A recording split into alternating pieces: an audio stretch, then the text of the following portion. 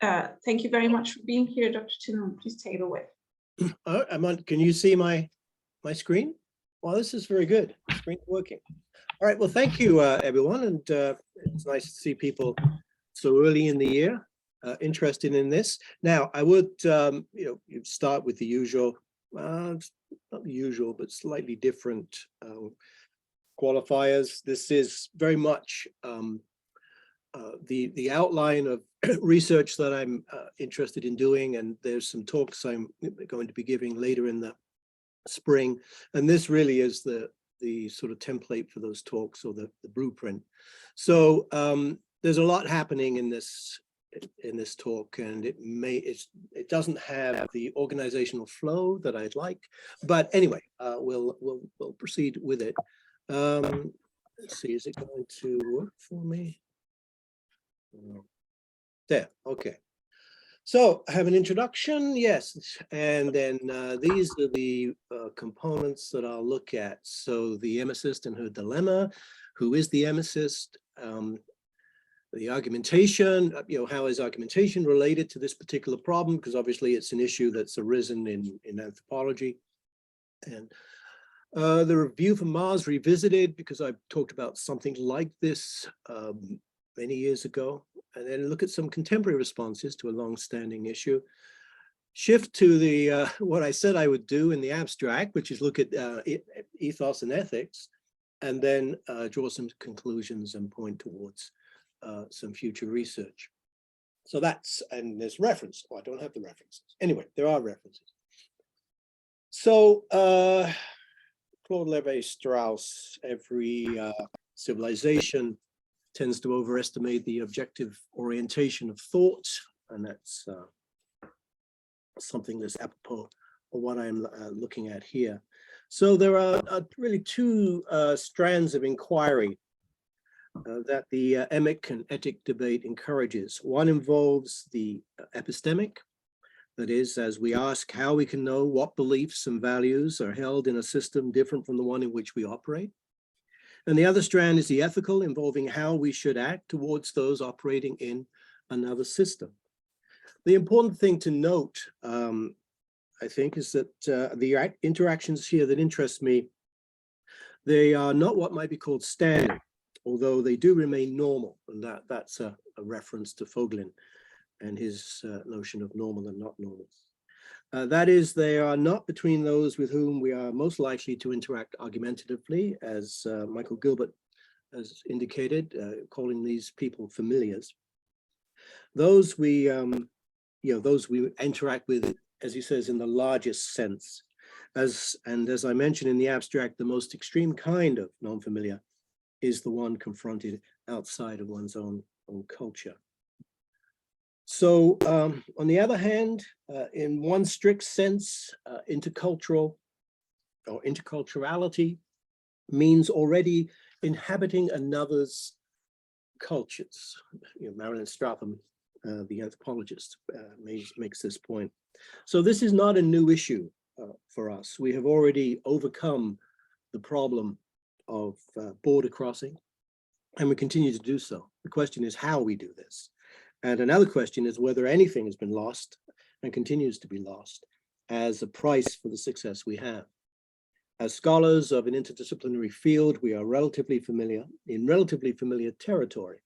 We are veteran border crossers. We occupy spaces between disciplines where vocabulary and meanings are shared. We leave, and I'll leave for another time, a discussion of the parallels between interdisciplinarity and interculturality, between crossing between disciplines and crossing between cultural communities, where the definition of community is itself under investigation. But in most of these circumstances, knowledge is recognized in others by virtue of a knowledge system already in place. As border residents, we can imagine what it is like from another tradition's perspective, and that's Lu Ming Mao, not any other Mao. And knowledge then travels between communities or systems undergoing alterations in the process. We know what we know is never simple and never clear. So knowledge on the move is the work of what I've indicated elsewhere. There's the theoros. It's an idea that we draw from the Greeks and see particularly evident in Plato. The one who goes, sees, and returns. Here, it's packaged in narratives that transcend the space between communities. In rhetorical terms, neither the ethicist nor the emicist is a theros.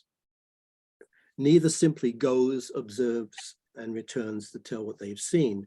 They alter what they have seen in the telling, just as they change what they are seeing in the very act of perceiving it with an external gaze. That, in a nutshell, is the dilemma.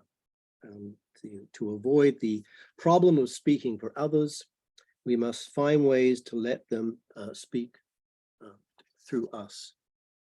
And as Zhu Xie points out, and I'll refer to his work quite a lot, I see some interesting things being done by Zhu in China. He brings the issue to the argumentation theorist's attention. He says, if we use the components of one culture, such as language, norms, and conventions, to describe and evaluate the argumentations of another culture, as a result, the argumentation of the latter culture is translated into a projection of the former culture. As I say, so I will return to Zhu's work later. So among the questions today, and I may do, as I said earlier at the outset, do little more than pose them, are those that concern the relationships of the ethical and the epistemological. To what extent does the former require the latter? And how might this relationship impinge on modern knowledge production? So who is the emicist? This is not, I appreciate, nowadays a common term. It was had its probably heyday in the 60s, 70s. I'll begin with the term emicist. In the context, that is the context of this series of talks, a person might be forgiven for thinking I mean ethicists. And of course I do, and I don't. Certainly her dilemma is an ethical one.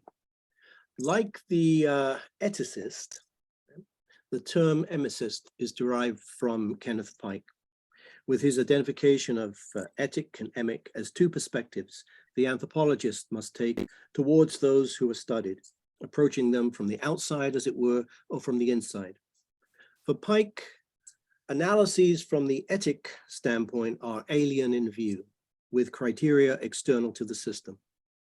Moreover, in the alien reporting of observations, the human element brings in great differences, he says, depending on the training, the acuity, the focus, and interests of a particular observer. The other approach, the emic, might be judged to be the preferable one. This studies behavior from inside the system of a specific culture. It might be judged preferable because of issuing from inside the group and capturing the perspective of the subject. At least that is the hope. But the etic viewpoint cannot be dismissed out of hand. And this is something that Pike points out. He lists several ways in which it remains important, not least being the practical need to begin somewhere. As he observes, even the specialist coming from one culture to a sharply different one has no other way to begin, here it is, its analysis than by starting with a rough, tentative, and inaccurate etic description of it. The problem quickly shifts to the how of achieving the results that are emic in nature. The best studies are designed at least with the emicist's understanding in mind, but there remains the question of the contexts that surround what is heard and its meaning. Listening to the voice is only the start. We need to then be careful not to detach those voices from the lives involved in the actions and behaviors that accompany them. Pike's influence is seen on a number of people. It's quite widespread, even if some of it is no longer evident. Quine, for example, used Pike's example of the Kalaba from a logical point of view. And in his own paper on the emic-etic distinction, Quine draws attention not just to the different perspectives involved, but and I quote Quine here, the distinction between the insider's conceptual apparatus and the conceptual apparatus by which we study it, unquote. It's Quine's judgment, actually, that on this debate, that it obscures the fact that on the one hand, there is science and reality, and on the other hand, there is culture. And that's, of course, the very dichotomy that's being brought into question here. But we'll return to that when we look at some other people's ideas later in the talk. So the etic really is unavoidable. There's something unavoidable about this perspective, because we carry with us our own background assumptions, our cultural moorings, and our attachments. We can see our way, which is invariably not another's way, no matter the commonalities we can find. So the emic arises as a resistance to the etic, a denial of its influence and refusal to be that and nothing more. And hence Carlo Ginzburg, who writes about the endless dialogue between the emic and the etic. And he's writing there in 2017, and I think that indicates that this isn't something that dies in the 90s and the 80s. But the etic on its own encourages a recognition that something crucial is lost if we cannot get inside the perspective of the other, if we cannot achieve the role of the emicist. Note here, there is no ideal objectivity involved, no view from nowhere that would allow us to operate shrouded in something like a veil of ignorance. We are the product of the conditions that formed us, educational, cultural, and so forth. We cannot step outside of those conditions. So the role of the emicist is already fraught with discomfort and challenge. It may be a matter of how much the etic can be arrested or rendered inactive. The emic perspective is one we adopt gradually, with effort and with error. Now, Pike has made some revisions over time. In a detailed discussion of emic units, he includes the following. An emic unit may be seen as a unit of physical or perceptual behavior to which individual participants of a culture either implicitly or explicitly attribute the characteristic of appropriateness for its occurrence in a particular kind of context. So imagine baseball runners going anti-clockwise and the whole assignment of balls and strikes, or imagine the turn-taking of a goal-seeking argumentative dialogue. And then the appropriateness of an emic unit includes the feature of its relevant occurrence in relation to the total cultural pattern of an individual or society. For example, involving the purpose of a person in relation to a set of philosophical presuppositions shared with his or her culture. At stake here is a cognitive environment in all the contextual variety and coherence, along with the way it is lived. Another anthropologist, Marvin Harris, and he's quite crucial to the debate and in the project. I talk quite a bit about Harris, but here I just draw on one important observation that he makes, that the etic perspective must be more than simply the emics of the observer. This is a view he attributes to Levi-Strauss, actually. For him, etics and emics denote two fundamentally different data languages, at least as far as the linguistic anthropologist goes. The scientist viewing another culture is not simply a representative of some monolithic scientific enterprise, but a trained observer of languages. So there is an essential appreciation of the other in the etic perspective involved. I think Harris's work is useful in kind of merging the etic and the emic in this respect. The importance of the distinction, to my mind, requires judging the etic perspective as not leading to an understanding of the other perspective, but only providing some kind of mirroring of its own. We see it in the imposing of one conception of logic, the Aristotelian, for example, on systems that do not think in its terms, and then judging people operating in that system as irrational. So this is a reference to the work of Alexandre Luria and his colleagues back in Uzbekistan. Once the Emek is understood as essentially different, its differences begin to emerge against the assumptions of the Etic. So we have two positions emerging, positions that may over time fuse together. And that's a reference again to Zhu's work that I will turn to shortly. So to my third. So one possibility is to stay with Michael Gilbert and just deal with familiars. But I think as argumentation theorists, we're obligated to move beyond the familiar. And I'm not suggesting that Michael is only just suggesting we should stay with the familiars, but that's you know, the crux and some really useful insights about that's drawn from his work.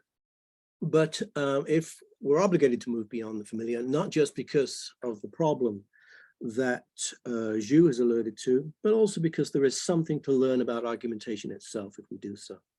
And again, as Levi-Strauss observed, when we travel in other worlds, we explore the deserts of our own minds as much as what surrounds us.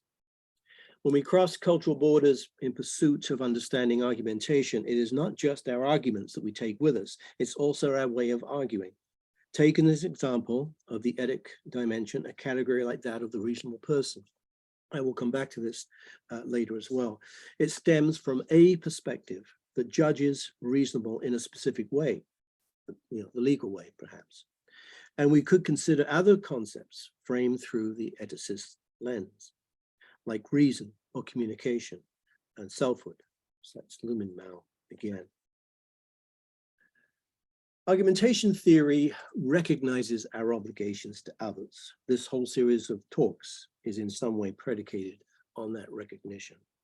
But we find it well stated in the work of Perelman and Orbitz Titica, who are concerned about the attitude we take toward arguing with others. They write, to engage in argument, a person must extend some value to the subject being addressed. Thus, it can be a valued honor to be a person with whom another will enter into discussion. Again, another important quote from someone else: entering into argumentation with others also confers value upon them, recognizing them as worth persuading and attaching importance to their agreement. Argumentation, we recall from Perelman and Orbitz Titica, is aimed at the whole person. We don't recognize a clear distinction between the epistemic and the ethical, between the knower and the agent. Or again, as Braquedi asks, when he asks, where are arguments? He finds his answer in people, because arguing is a human activity.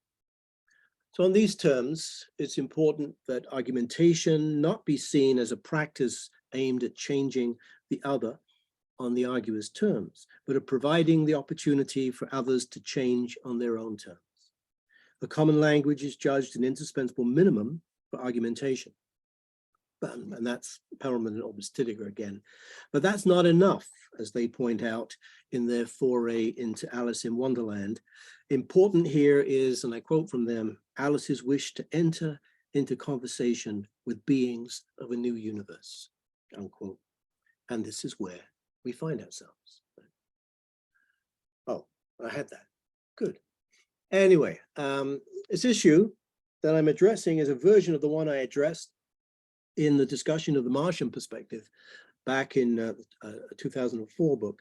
In that study, I explored ways in which false objectivity is reflected in a strategy that seems to adopt a different perspective, while really just masking the extension of one's own perspective.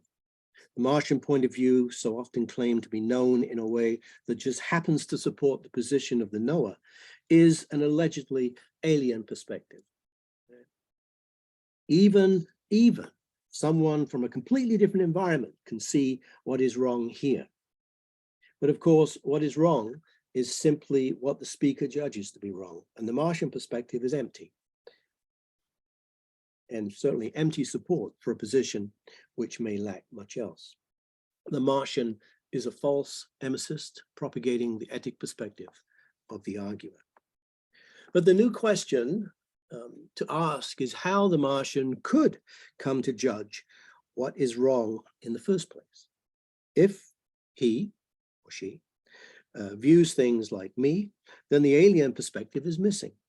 If he or she remains alien, then the chances of him or her seeing things as we do becomes remote. So contemporary responses to a long-standing issue. And now I turn to the work of Zhu Xie, and there's several papers I'm drawing on here, but in particular, this is a conference presentation, an online conference presentation he gave back in September. And we have been in communication since this time about this. So for Zhu, the test of the adequacy of emic analyses is their ability to generate statements the native accepts as real, meaningful, or appropriate. He approaches the issue I'm addressing from the perspective of what he calls his generalized argumentation theory. Now, some of you will be familiar with this theory if you've done work in China. It's a growing theory in that environment, a very important theory, I think. It's complicated, and I'll make references to it, but I can't go into it in great detail. When papers come out of this project, I will give more attention to it.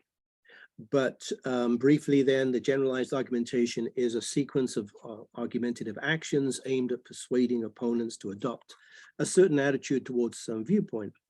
Elsewhere, he has defended the related position that different cultures have different logics. That's obviously a discussion that's relevant here, but that he takes in a different direction. Most relevant to my current concerns are his five-step emic procedure, which he set out in his 2022 presentation.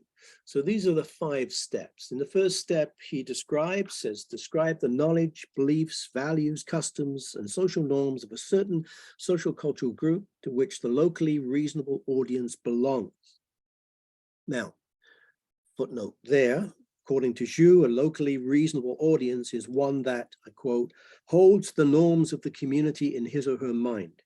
These include social norms, beliefs, and values. A second point, describe the natural and social context in which the locally reasonable audience is located. And a third point, from 1 and 2, illustrate the cognitive context of the locally reasonable audience and the meaning of the speaker's discourse in the audience's mind, with context, comprehension, construction rules. And those context, comprehension, construction rules are part of the overall theory. They involve identifying, justifying, testing, and amending rules governing argumentation in a field investigation. And among these rules are these comprehension rules that construct the cognitive context and govern exchanges between parties. The next 2 stages involve kinds of rules as well. So from 1 to 3, Poor determines their functions with rhetorical discourse or actions function, with function goal rules of argumentative action, that is to set the argumentative action. And the 5th, according to 1 to 4, put forward some language expression forms with performing expression rules, that is to perform the argumentative action, to realize the above function and consequently implement some argumentative actions. Well, the generalized argumentation theory is, as I said, detailed and complex, developed through much analysis, influenced by field work in which emic issues are prominent. I set aside discussion of the theory then to explore its assumptions about the emic. The merit of this model, to my mind, is that it takes seriously the problems surrounding the etic emic perspectives and attempts to address them in a theory of argumentation. And here I could go more into his project, but I won't. because of time, his focus is on Western logic, or what he calls the argumentation of mainstream culture, and its impact on China, or argumentation of another culture. So we see the etic represented by formal logic and even informal logic, and the emic is represented by argumentation in ancient China and Buddhism. Zhu's solution, or better, his way forward, is to focus on cultural fusion theory. And that's why I referred to him earlier when I talked about fusing, the emergence of fusing perspectives. How a common culture emerges from the interactions between two original cultures. And maybe the last quote from Xie: when people who belong to different cultures communicate with each other, not only their original cultures could be revised, but also they may create new cultural elements by the way of fusing their original cultures. If a group of persons accepts or shares with these new cultural elements, then a new culture will emerge, and we call it a common culture of these persons. Well, this is speculative, but it's a start. And Zhu draws on a wealth of literature to provide evidence of such fusions. But the more fundamental question for me is with regard to the first two steps of his emic procedure. We are exhorted to describe both the knowledge, beliefs, values, customs, and social norms to which local audience belongs, and the natural and social context in which that audience is located. These are important endeavors, both difficult ones, because aside from describing the natural setting, it is such descriptions that often elude us. Still, the rhetorically promising aspect here is approaching belief and value in context, exploring how they are used and where meaningfulness rather than meaning is assigned. As I noted earlier, we cannot assume that the principles of logic or argument that govern our practices are recognized or valued elsewhere. That's the Luria stuff. His team demonstrated the dangers of that, while also pointing a way forward into the experiential basis. How do we judge another's experience insofar as that experience influences their argumentative practices? We witness what they value in the context in which they operate. So Zhu's procedure is plausible here. It also recognizes the contextual nature of the reasonable audience. That concept, which I noted before, can be saturated with Western meaning. A reasonable person works within the umbrella of reason that governs her or his community. This invites a foray into a discussion of reasonableness that I will resist, barring the following. We want a conception of reasonableness that's not limited by its cultural origins, but one that has portability. McCormick, I think, in his work on rhetoric and the rule of law, points the way forward. He has a conception of reasonableness which is other regarding. I've got this here. Yeah, other regarding, it accommodates disagreement and is open to different values and interests, acts from a virtue of prudentia. But reasonableness also operates according to the values and beliefs of a community that reinforces it and that it reinforces.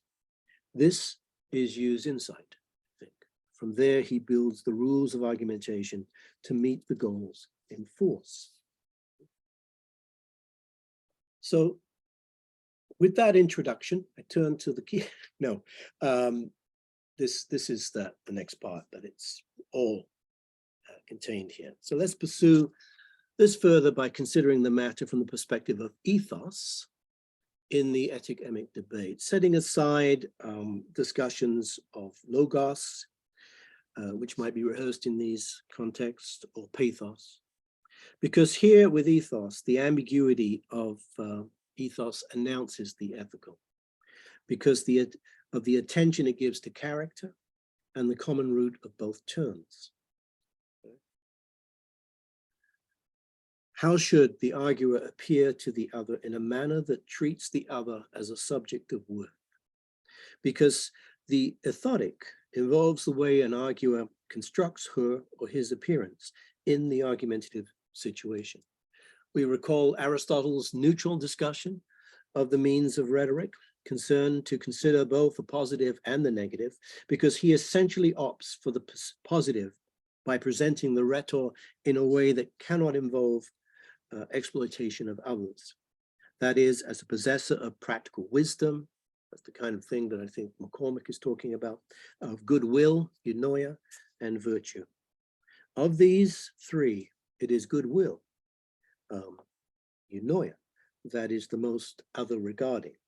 The other two reflect the nature of the arguer, what she knows, and her strength of character. The circumstances of Aristotle's discussion led him to suggest that ethos is constructed through words on the occasion, as if no reputation follows the arguer into the situation. Modern accounts of ethos like that developed by Ruther Marcy correct this. Her account of prior ethos understands that we have histories that influence how we are seen and trusted. Yet, interestingly, in the situations we're imagining now, they're actually closer to the Aristotelian because the arguer and speaker is generally unknown to the audience. The desire to express goodwill and indeed to actually possess it, will influence how some of the apparent unknowns in the Emicist experience are interpreted, because they are judged in a way that best determines the interests of the other and then promotes those interests. Let me explain this further, because we're far from out of the woods. The interests of the other is one of the judgments that the emicist must make based upon the understanding she develops of the other's perspective and context. Again, based on what they appear to value and how those apparent values influence their beliefs. So the discussion begs for some examples, and let's consider the one. The first one I want to consider is a sort of partial etic case, because it involves two cultures that will live together for a period of time, certainly long enough to learn not just how they think differently, but how they think, period. And many of you will recognize this, or also Ayers Rock. So the fact that we have this one feature of landscape with two different names already indicates the presence of a dispute. In Australia, one of the many controversies that divides white Australia from Indigenous groups involves the values assigned to geographical locations. All cultures assign values to places, but Indigenous groups of Australia are particularly a strong case, in that they derive their history and identity from the interaction between ancestral spirit beings and the landscapes in which they live. It has been a long learning experience for white Australia to understand this in the full sense of understanding that involves an appreciation of what it means for other people to hold such views, to understand in, again, that largest sense that Gilbert indicates. That is, I suggest, to recover anything like the Emicist perspective. The debate around the mountain in Central Australia illustrates this. Local Indigenous people hold it to be sacred. White Australians held it to be something to climb, thus trampling over a sacred site. There are many narratives that convey the importance of this mountain to those who hold it sacred. You can consider the following. It suggests an argumentative appreciation, I think, of the rock formation and its cultural significance.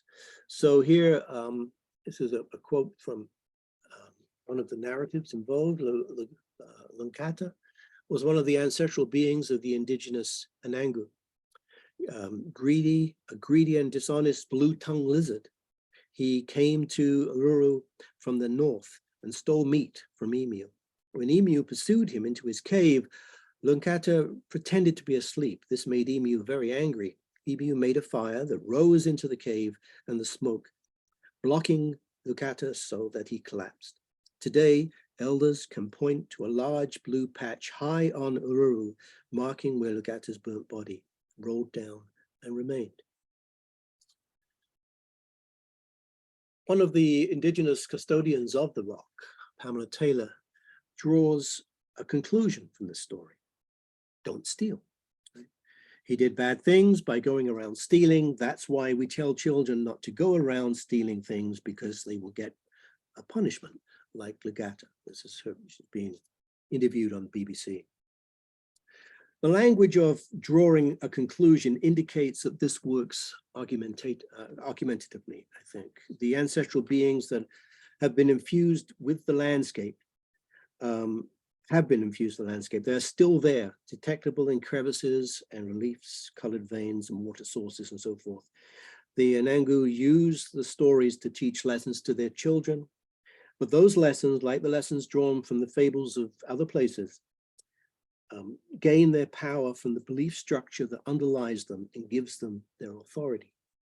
To live together in any kind of common project means that it's incumbent on others to try to understand that belief structure, because otherwise there is little likelihood of appreciating the values that inform those beliefs and the actions of those who hold them. In October 2019, Uluru was closed to climbers. This marked the end of a long route of external argument. And I make a distinction here between external argument and internal argument. Local indigenous people insisted that the rock should not be climbed because the path crossed an important dreaming track. Initially, this argument was ignored by the Australian government, who made access to the rock for tourists a condition for handling the title to the area back to its original owners. But what changed? The emergence of a mutual cognitive environment that accommodates the differences between the two groups, along with a shared understanding of those differences. There's another quote that sort of indicates part of this. One unexpected response to the gradually developing perception of Uluru as a sacred site has been the return of the rock itself, or rather bits of it. For years, visitors have purloined pieces of Uluru as souvenirs. An awareness of Aboriginal beliefs began as this awareness began to become more widespread in Australian society. People started sending the rocks back. Along with the actual numbers of people, principally Australians, wanting to climb the rock, along with this has declined by below 20%, which was the conditions that were set in place for the ban. So a change of consciousness is evident, a change that involves an emic achievement. The second case is somewhat different. It's a debate between two anthropologists, Marshall Salins and Obey Seke, that illustrates, I think, the ongoing difficulty of even separating ethic and emic judgments, since each seems to accuse the other of a failure in this respect. Marshall Salins believes that the method of anthropology is essentially exegesis. He believes this because what makes humans make is humanly intelligible. There's the nod to the objective there. If humans can understand other humans, there's a commonality involved. He does not conflate the etic perspective with the scientific approach, as say Pike and Quine do. And for example, he offers this example: a Fijian chief is speaking to an English missionary in the early days of Christian proselytization. Says this: your ships are true, your guns are true, so your God must be true. Now, we've got two premises and a conclusion that follows from this. The chief, insists Salins, is not commenting on the existence of the Christian God and deriving proof of it in some strange way. The chief sees the God in the ships and guns, which are material expressions of potency. So it sees the power that is there, and it sees it infused in this way. of this power. The conflict that's underlying this argument is between a transcendental sense of the divine and a perspective in which the divine is immanent, right? Is in the ships and guns. The point, give me a sense, that, yeah, there's a distinction between the transcendental and the immanent there. The point for us, I think, is that we should take the so of the last, should we take the so of the last statement as a conclusion indicator, then the argument is largely inaccessible without the epic understanding that silence provides. One simply has to credit what people say in such matters in order to understand their practices in regard to them. For such are the premises and principles on which they act. To question, interpret what they say is etic. To accept it is emic. Silence becomes embroiled with this debate over how the Hawaiian people saw James Cook, Captain James Cook. That is the principal matter of the debate between them revolves around whether Cook was received by the Hawaiians as the god Lono, and whether the events leading to his death reflected a ritual cultural pattern paralleling those events that lead cyclically to the death of Lono, who dies every year. The relevant feature of the debate, for my purposes, is captured in the title of Salin's piece, which is How Natives Think, with the appropriate qualifier there. Albeit, I'm not sure if I'm pronouncing his name correctly, Piseke. He argues that myth is a Western category.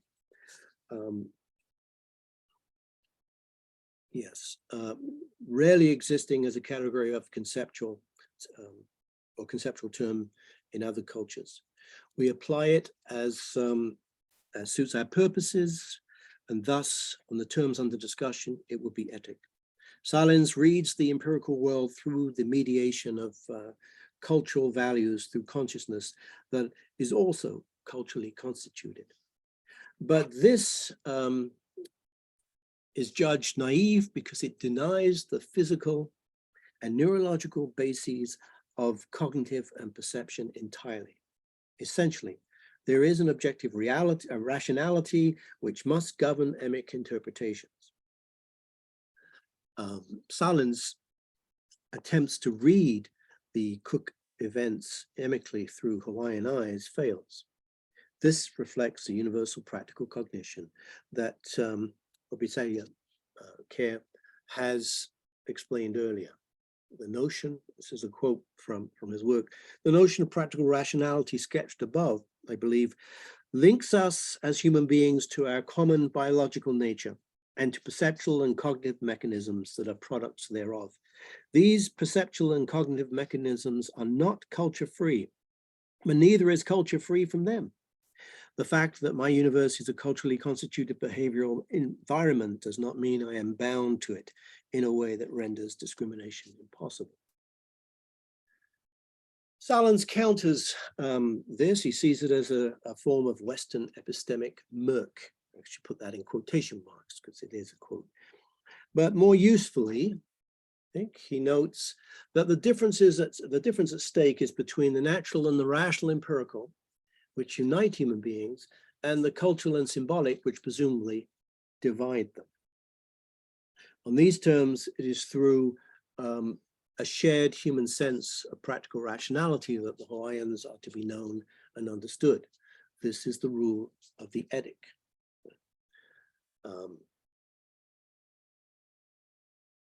This thesis on silence reading means that Hawaiian culture remains inaccessible. The two accounts of the Cook event, those are my scare quotes, remain incommensurable. What Obi Esikare challenges is not silence reading of the Hawaiian's perspective. He denies the attempt to read myth into it. Their disagreement on the terms that interest me is an etic emic one. They both accuse the other of an etic imposition, with silence imposing the Western category of myth. And the unethical reading here is Silent's insistence that he understands the Hawaiian position. His account is somehow a mistreatment of them by denying them access to simple practical cognition. That's from the other perspective there. Well, there's more work to be done on that particular case, but let's, given the time, I'll move to just a few conclusions. Here, there's no problem, no common case to explain the Emicist dilemma. We have seen the problem arise from different perspectives in different ways. In fact, the problem is itself a misstatement. We will see it arise in different ways in different situations. So that's one thing to note. How do we access the kinds of contexts that inform Zhu's approach? On this point, I think we need to give more attention to narratives insofar as these convey knowledge and values and knowledge about values. Furthermore, we need to resist the dichotomous nature of the etic and emic distinction and see them operating on a spectrum. Work on cross-cultural psychology stresses the combination of the etic and the emic, or the Western and indigenous. Judging is preferable over simple etic or emic interpretations, while we judge it unavoidable. We do not see from nowhere, so the etic is unavoidable, but others do not share our position or perspective, so the emic is also unavoidable. The balance between the two is found in a recognition of different ways of seeing, of valuing, and evidencing.